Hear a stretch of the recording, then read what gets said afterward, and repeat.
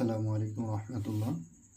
তৃতীয় শ্রেণীতে যারা এখন অধ্যয়নরত রয়েছে, তৃতীয় শ্রেণীর শিক্ষার্থীরা, তোমাদের অঙ্ক বইয়ের অর্থাৎ গণিত বইয়ের 41 নম্বর পৃষ্ঠাতে যে অঙ্কগুলো দেওয়া রয়েছে, বিশেষ করে কথা আকারে, যেমন সিয়াম 1800 টাকা নিয়ে বাজারে গেল, 6 থেকে 14 পর্যন্ত আমি এই ক্লাসে সমাধান করব।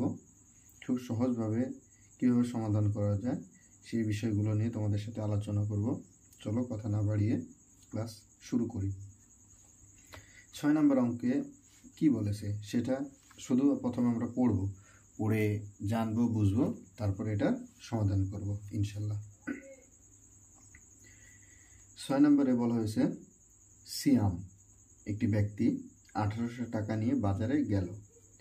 সে বাজারে গেল 1800 টাকা নিয়ে, এরপরে সে 720 টাকার চাউল কিনলো, অর্থাৎ চাল, তারপরে কিনলো মাছ 585 টাকার, 425 টাকার সবজি কিনলো। তার কাছে কত টাকা রইল? প্রথমে আমাদের অঙ্কে বলা হয়েছে সে বাজারে নিয়ে যায়, যেটা নিয়ে যায় সেটা আপাতত আমরা রাখি।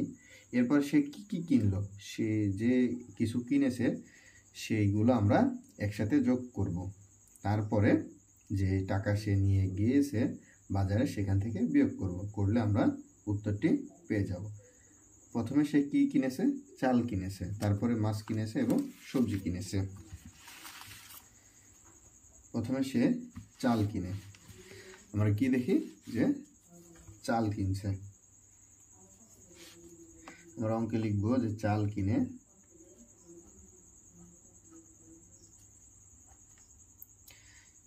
চাল কিনে 720 টাকা। এরপরে সে কিনে মাছ, চালের পরে সে মাছ কিনে, মাছ কিনে 585 টাকা। এরপরে সে সবজি কিনে, সবজি কিনে 425 টাকা। সে বারবার যেহেতু কিনেছে, প্রথমে চাউল কিনেছে, মাছ কিনেছে, সবজি কিনেছে, এইগুলো আমরা একত্রে করে দেখব সে কত টাকা, মোট কত টাকা বাজার করে। আমরা লিখব মোট বাজার করে, মোট বাজার করে, অর্থাৎ এখানে যোগ করব 5, 5 10 আর 0 যোগ করলে 10ই হয়, 10-এর 0 হাতে থাকে 1, 8 আর 2 10 আর 2 14, 8 আর 2 10 আর 2 12 আর হাতে রাখে 13, 3 হাতে থাকলো আমাদের 1, 4 আর 1 5 আর 5 10 আর সাথে 17 আমরা বসিয়ে দেব 1730 টাকা। সে বাজার করে 1730 টাকার। এরপরে আমরা এখন বিয়োগ করব, সে বাজারে নিয়ে যায় যেটা, সেটা লিখব বাজারে নিয়ে যায়, বাজারে নিয়ে যায় 1800 টাকা, 1800 টাকা। বাজারে খরচ করে,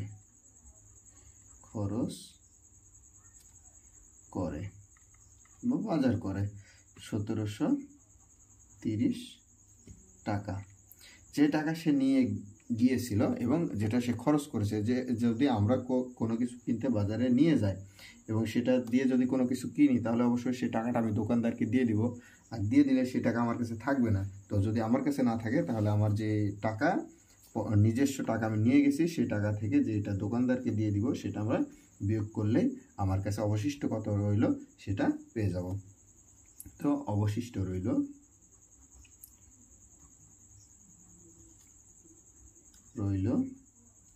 বিয়োগ করব 0 0 0, 3 আছে উপরে, 0 ছোট, সেই জন্য 0-কে 10 ধরবো, 3 আছে 10 পাবো, 7 হাতে থাকলো 1, 8 8 মিলে গেলে 0, 1 1 মিলে গেলে 0, বামে 0 বসে না। অবশিষ্ট তার কাছে কত টাকা থাকে? 70 টাকা। উত্তর 70 টাকা।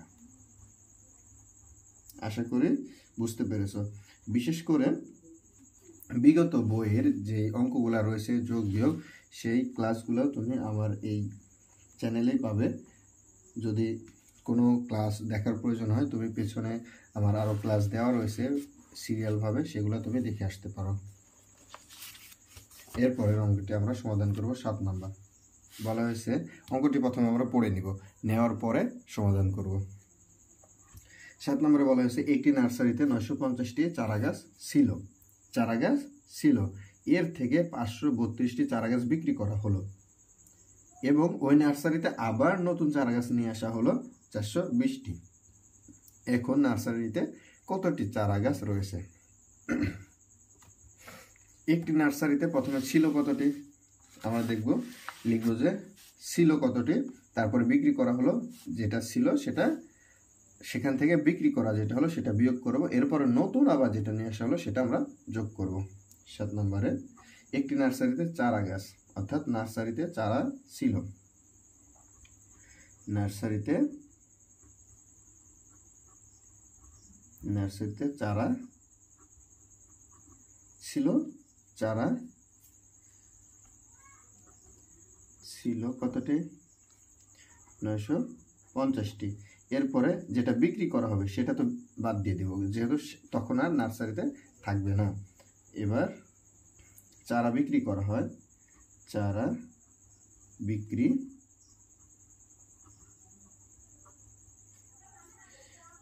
করে কতটি? চারা বিক্রি করে 532টি। যেহেতু বিক্রি করে, তাহলে সেটা তো আর নার্সারিতে নেই, সেহেতু আমরা এবার বিয়োগ করব। 2 আছে 10 পাবো 8, হাতে থাকলো 1, 4, 3 আর 1 4, 4 আছে 5 পাবো 1, হাতে কিছু থাকে না, 5 আছে 9 পাবো 4, 418টি। অবশিষ্ট চারা রইল 418টি। এবার নতুন চারা আনা হয়, চারা রইল 418টি। এবার নতুন চারা আনা হয়, নতুন চারা আনে কতটি? নতুন চারা নিয়ে আসা হয় পরবর্তীতে আবার 420টি। যেহেতু আনা হয় সেহেতু আমরা যোগ করব, 418 সাথে 420 যোগ করব, 8 শূন্য 8, 2 1 3, 4 4 8, 838টি। বর্তমানে চারা 838টি। বর্তমানে চারা 838টি। উত্তর 838টি। আশা করি বুঝতে পেরেছো। এরপরে 8 নম্বর অঙ্ক দেখব, কি বলেছে সেটা আমরা আগে পড়ে নিই, তারপরে সমাধান করব। রুমার 945 টাকা আছে। রুমা একটি মেয়ে, তার 945 টাকা আছে। রুমার থেকে আসা 215 টাকা কম আছে। রুমার থেকে আসা 215 টাকা কম আছে, তাদের টাকা একত্রে রাখলে ময়নার টাকা সমান হবে। ময়নার কত টাকা আছে? দেখো, বলা হয়েছে রুমার 945 টাকা আছে, এরপরে বলা হয়েছে রুমার থেকে আসার 215 টাকা কম আছে। আসার কম আছে, কার কম আছে? আসার। তাহলে প্রথমে আমাকে কার টাকা বের করতে হবে? রুমার থেকে আসার কম আছে যেহেতু, তাহলে আমরা এখান থেকে এটা বিয়োগ করব, 945 থেকে বিয়োগ করব। রুমার আছে, রুমার আছে আমরা লিখব রুমার আছে। এরপর প্রথমে আমরা আসার টাকা বাহির করব, তারপরে ময়নার টাকা বাহির করব। রুমার আছে 8 নম্বরে। রুমার কত আছে? রুমার আছে 945 টাকা, আছে 945 টাকা। এবার দেওয়া আছে আসার কম, কিন্তু আসার যে অরিজিনাল টাকা সেটা দেওয়া নেই। আসার আসলে কত টাকা সেটা আমরা বাহির করব। আসার কম আছে, আসার কম আছে কত টাকা? 215 টাকা। রুমার টাকার থেকে আসার টাকা কম আছে 215 টাকা। তাহলে আমরা রুমার যে টাকা আছে সেই টাকা থেকে যে টাকার পরিমাণ দেওয়া আছে, যত টাকা কম আছে সেই টাকাটুকু বিয়োগ করলে আমরা আশার টাকা পাবো। আশার পাবো, আশার আছে। পাশে পাশে মিলে গেলে 0, 4 থেকে 1 বাদ দিলে 3, 9 থেকে 2 বাদ দিলে 7, তার মানে আশার আছে 730 টাকা। এবার বলা হয়েছে রুমার এবং আশার টাকা একত্রে করলে, রুমা ও আশার টাকা একত্রে যদি করা হয় তাহলে বলা হয়েছে যে ময়নার টাকা হবে। আশা এবং রুমার টাকা একত্রে হলে ময়নার টাকা হবে। তাহলে অতি সহজ, এই যে রুমার টাকা 945 এবং আশার হলো 730। আমরা লিখব রুমার আছে, অঙ্কে দেওয়া আছে 945 টাকা এবং আশার টাকা আমরা বাহির করলাম। আশার আছে 730 টাকা। এবার দুইজনের টাকা একত্রে করলে মানে একত্রে মানে যোগ করলে ময়নার টাকা বের হবে। এবার হবে ময়নার আছে, ময়নার আছে একত্রে ময়নার টাকা। 5 0 যোগ করলে 5, 3 4 7, 7 এবং 9 যদি আমরা একসাথে যোগ করে 16, তার মানে 1675 টাকা। উত্তর 1675 টাকা। এটা হচ্ছে ময়নার টাকা পাবো। এরপরে 9 নম্বর অঙ্কে বলা হয়েছে 3টি সংখ্যার যোগফল একত্রে 79,000 ও 89,243। সেগুলোর মধ্যে 2টি সংখ্যা দেওয়া রয়েছে 24,576 ও 32,084 হলে তৃতীয় সংখ্যাটি কত? প্রথমে যে 2টি সংখ্যা দেওয়া রয়েছে সেই 2টির সংখ্যা আমরা একত্রে যোগ করব এবং যে যোগফল থেকে, এই যে যোগফল টোটাল সংখ্যার যোগফল থেকে আমরা এটা বিয়োগ করলে কাঙ্ক্ষিত উত্তরটি পেয়ে যাব। তাহলে আমরা লিখব 9 নম্বরে প্রথম সংখ্যা কত যেটা দেওয়া রয়েছে 24,576 এবং দ্বিতীয় সংখ্যা 32,084। এবার আমরা দুইটা যোগ করব 6 আর 4 10 0 হাতে থাকে 1, 9 আর সাথে 16, 6 হাতে থাকে 1, 5 আর 1 6, 4 আর 2 6, 3 আর 2 5। এটা দুইটি সংখ্যার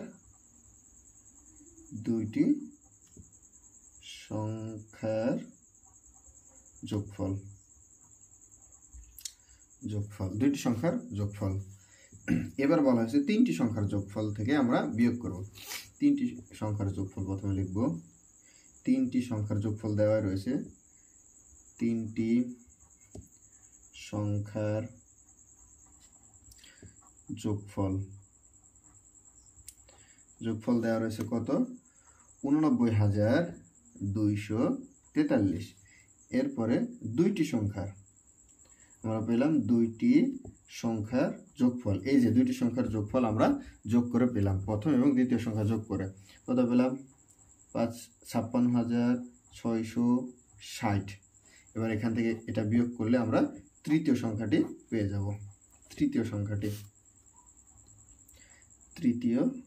সংখ্যাটি প্রথম, দ্বিতীয় এবং তৃতীয় সংখ্যাটি পেয়ে যাবো।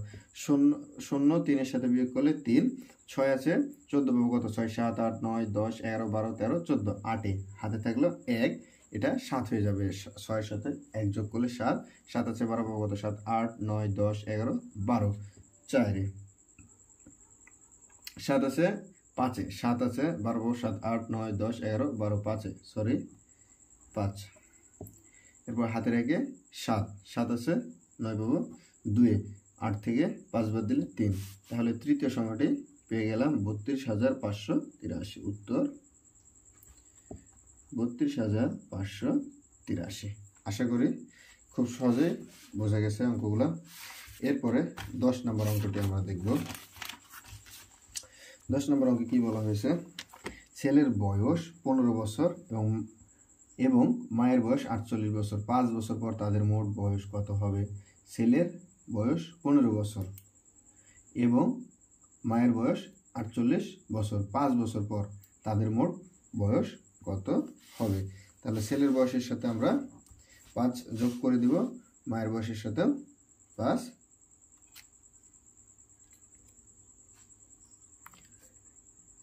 ছেলের বয়স 15 বছর এবং মায়ের বয়স 48 বছর। 5 বছর পর তাদের মোট বয়স কত হবে? তার মানে আমরা দুইটাতেই 5 বছর করে প্রথমে যোগ করব। ছেলের বয়স, ছেলের 10 নম্বর, ছেলের বয়স কত বছর? 15 বছর। অতএব ছেলের 5 বছর পর বয়স দাঁড়াবে, অতএব ছেলের 5 বছর পর বয়স 15 যোগ 5 যদি করি তাহলে 20 বছর।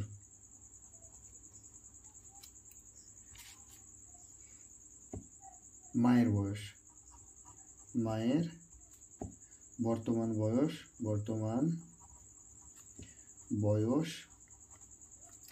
48 বছর। অতএব 5 বছর পর 48 যোগ 5 53 বছর। তারপর ছেলের বয়স পেলাম আমরা। মায়ের বয়স কত? মায়ের ও ছেলের একত্রে 53 যোগ 20 বছর সমান সমান, যদি যোগ করি 3 5 আর 2 7, 73 বছর। এরপরের অঙ্ক দেখবো আমরা। উত্তর 73 বছর। প্রথমে আমরা ছেলের বয়স, যেহেতু বর্তমান বয়স 15 বছর, এরপরে বলা হয়েছে 5 বছর পরে ছেলের বয়স কত হবে। তাহলে এখন যদি 15 বছর হয় তাহলে 5 বছর পরে এটা অবশ্যই 15 আর 5 যোগ করলে 20 বছর হবে। এরপরে মায়ের বয়স বলা হয়েছে 48 বছর, তার মানে 48 বছর এখন বর্তমান বয়স, আজ থেকে 5 বছর পরে মায়ের বয়স কি হবে? কমবে না বাড়বে? অবশ্যই বেড়ে যাবে।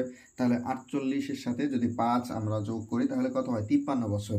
এখন বলা হয়েছে যে ছেলে ও মা উভয় মিলে উভয়ের বয়স কত বছর? ছেলে এবং মায়ের বর্তমান, ছেলে 5 বছর পর ছেলে ও মায়ের বয়স কত বছর হবে? ছেলে এবং মায়ের বয়স, তো আমরা দুইটাই 53 বছর এবং 20 বছর যোগ করে 73 বছর। উত্তর 73 বছর। এরপর গীতা অপেক্ষা 11 নম্বরে বলা হয়েছে গীতা অপেক্ষা সীতার 490 টাকা বেশি রয়েছে। গীতা অপেক্ষা সীতার, এখানে কারো টাকার কথা বলা নাই, গীতা অপেক্ষা সীতার দুজনের টাকা হাইড করা আছে।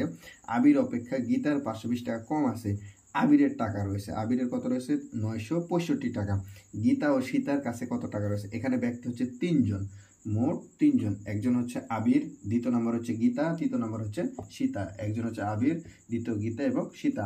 এখানে আবিরের টাকা দেওয়া রয়েছে 965 টাকা এবং গীতার টাকা দেওয়া নেই, সীতার টাকাও দেওয়া নাই। বলা হয়েছে এটা কম, এটা বেশি। ঠিক আছে, এখন আমরা অঙ্কটি বাইর করব। প্রথমে লিখব আবিরের আছে 11 নম্বর। যদিও আমি একটু দ্রুত কথা বলতেছি যেহেতু ক্লাস অনেক বড় হয়ে যাবে, সেই জন্য। আবিরের আছে, আবিরের আছে কত টাকা? 965 টাকা। এবার বলা হয়েছে আবির অপেক্ষা গীতার কম আছে, যেহেতু কম বলছে তাহলে গীতার কম। কার কম আছে? গীতার কম আছে। লিখবো গীতার কম কত টাকা? 520 টাকা। মানে ওই টাকা থেকে 520 টাকা কম আছে। তাহলে আমরা এটা বিয়োগ করব। বিয়োগ করলে 520 থেকে যেটা বাদ দিব, 965 থেকে 520 বাদ দিলে, যেহেতু কম বলছে, 520-এর কম টাকা আছে, 965 টাকা থেকে 520-এর কম টাকা গীতার আছে। তাহলে গীতার টাকা এটা হবে, গীতার আছে। 505, 6 থেকে 2 বাদ দিলে 4, 5 থেকে সরি 9 থেকে 5 বাদ দিলে 445 টাকা। এটা হচ্ছে গীতার টাকা। এবার বলা হয়েছে গীতার টাকা, কি বলা হয়েছে, গীতার অপেক্ষা সীতার 490 টাকা বেশি আছে, গীতার থেকে সীতার টাকা বেশি রয়েছে। এটা কার পেলাম আমরা? গীতার পেলাম। এবার লিখবো সীতার বেশি, কার? সীতার বেশি। এই টাকা থেকে সীতার যেটা বেশি আছে সেটা আমরা যোগ করব, 490 টাকা। 490 টাকা, তাহলে আমরা সীতার টাকা পাবো। সীতার আছে 5 শূন্য যোগ করলে 5, 9 আর 5 সরি 9 আর 4 13, 3 হাতে থাকে 1, 4 4 8 আর 1 9, 935 টাকা। উত্তর গীতার পেলাম, উত্তর গীতার 445 টাকা ও সীতার 935 টাকা। আশা করি বুঝতে পেরেছ। এরপরে 12 নম্বরে বলা হয়েছে রাজীবের মায়ের কাছে 5,580 টাকা ছিল। বাজারে যাওয়ার আগে তিনি রাজীবের বাবার কাছ থেকে আরও 3,420 টাকা নিলেন। কেনাকাটায় তিনি 7,830 টাকা ব্যয় করলেন। তাহলে তার কাছে এখন অবশিষ্ট কত টাকা রইল? যেহেতু তার কাছে ছিল এবং তিনি আবার রাজীবের বাবার কাছ থেকে নিয়েছে, তাহলে আমরা কি করব এখন? যেটা তার কাছে ছিল এবং তিনি আরেকজনের কাছ থেকে নিয়েছে, এই দুটো আমরা যোগ করব। এরপরে যেটা বাজারে যে খরচ করছে সেটা বিয়োগ করব। তাহলে লিখব রাজীবের মায়ের আছে, রাজীবের মায়ের আছে কত টাকা? 5,580 টাকা এবং রাজীবের বাবার কাছে নিল, বাবার থেকে নেয় কত টাকা? দেখলাম 3,420 টাকা। 3,420 টাকা যেহেতু তার কাছে ছিল এবং সে আবার আরেকজনের কাছ থেকে নিল, তাহলে সে টাকাগুলো তার কাছেই আসলো। তার মানে যোগ হবে 0 0 0, 8 2 10 শূন্য হাতে থাকে 1, 5 5 10 শূন্য হাতে থাকে 1, 8 আর 1 9, তাহলে তার কাছে হলো 9,000 টাকা। মোট টাকা হলো কত? 9,000 টাকা। এখন তার কাছে রয়েছে কত? মোট রয়েছে কত?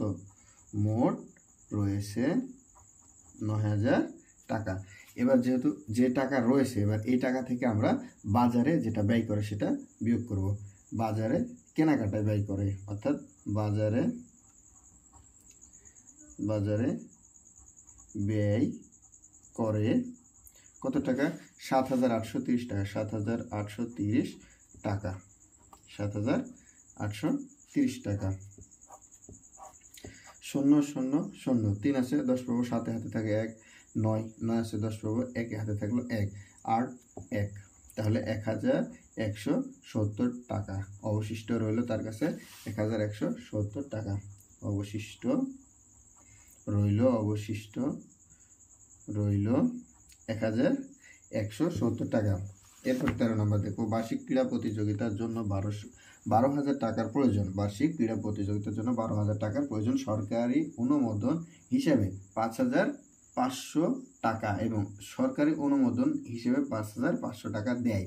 বিদ্যালয়ের তহবিল থেকে 3,700 টাকা দেওয়া হয়েছে। প্রতিযোগিতার জন্য আরও কত টাকা প্রয়োজন? তাহলে আমরা লিখবো 13 নম্বরে যে প্রথমে সরকারি অনুমোদন দেয় কত টাকা? 5,000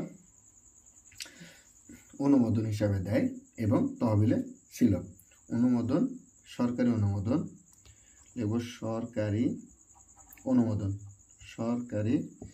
অনুমোদন 5,500 টাকা। এবার তহবিলে ছিল, বিদ্যালয়ের তহবিলে ছিল, তহবিলে ছিল কত টাকা? 3,700 টাকা। 3,700 টাকা যেটা দেয় এবং যেটা ছিল, এই দুইটা আমরা একসঙ্গে যোগ করব। তাহলে যোগ করলে 0 0 7 এবং 5 12 2 হাতে থাকে 1 8 আর 1 9200 টাকা। তাহলে এখন কত টাকা রয়েছে? বর্তমান রয়েছে 9000, বর্তমান রয়েছে 9200 টাকা। এরপরে বলা হয়েছে যে ক্রীড়া প্রতিযোগিতায় প্রয়োজন, ক্রীড়া প্রতিযোগিতার জন্য প্রয়োজন, প্রতিযোগিতার জন্য প্রয়োজন, প্রতিযোগিতার জন্য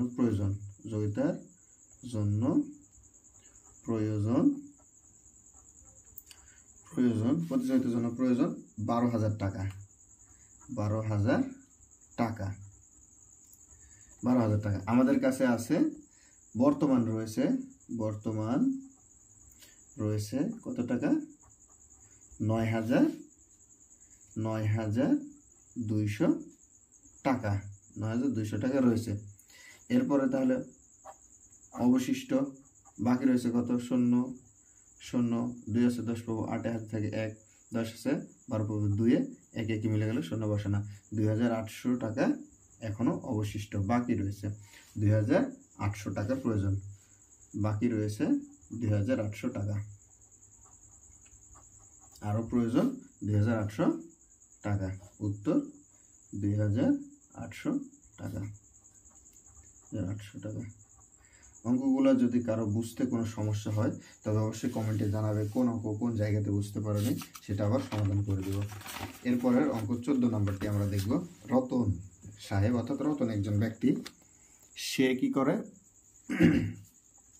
85,000 টাকা দিয়ে একটি মোটরসাইকেল কিনে মোটরসাইকেলটি রেজিস্ট্রেশন বাবদ 2500 টাকা এবং মেরামত বাবদ 1200 টাকা খরচ হলে এখন সে যদি মোটরসাইকেলটি 98,000 টাকা দিয়ে বিক্রি করে তাহলে তার কত টাকা লাভ হবে?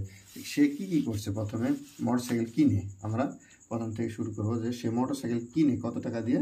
14 নম্বর অঙ্ক, মোটরসাইকেল কিনে রেজিস্ট্রেশন করে এবং মেরামত করে, সবগুলো একসঙ্গে যোগ করবে এবং বিক্রি করে, তারপরে দেখব কত টাকা সে লাভ করে।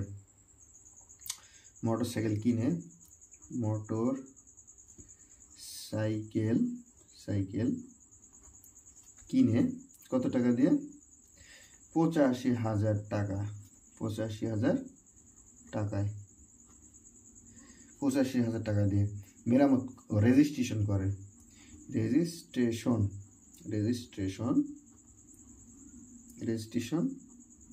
করে কত টাকা দিয়ে?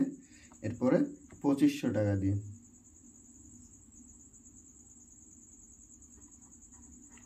2500 টাকা দিয়ে। এরপরে সে মেরামত করে,